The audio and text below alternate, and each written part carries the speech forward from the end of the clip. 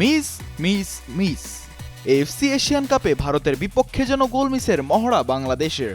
ম্যাচের প্রথমার্ধ থেকেই ভারতকে চেপে ধরেছিল বাংলাদেশ, তবে ঠিক সময় মতো বল জালে না ঝরাতে পারায় আক্ষেপে পড়তে হলো বাংলাদেশকে।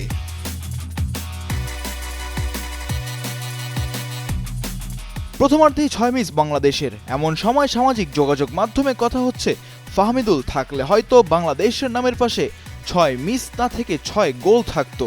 তবে বাংলাদেশের জার্সিতে প্রথম থেকেই অ্যাকশনে ছিলেন হামজা চৌধুরী। লিস্টন কোলাচুকে ধরে রাখা থেকে শুরু করে পারফেক্ট কর্নার কিক, সব জায়গায় যেন নিজের কাজ করে গিয়েছেন হামজা।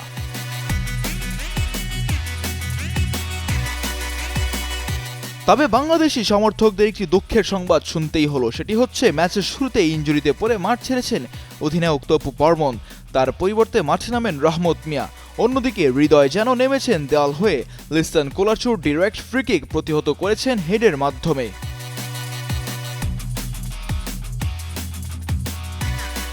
প্রথমার্ধ শেষে বাংলাদেশ ভারতের মধ্যকার ম্যাচ এখনো গোলশূন্য ড্র।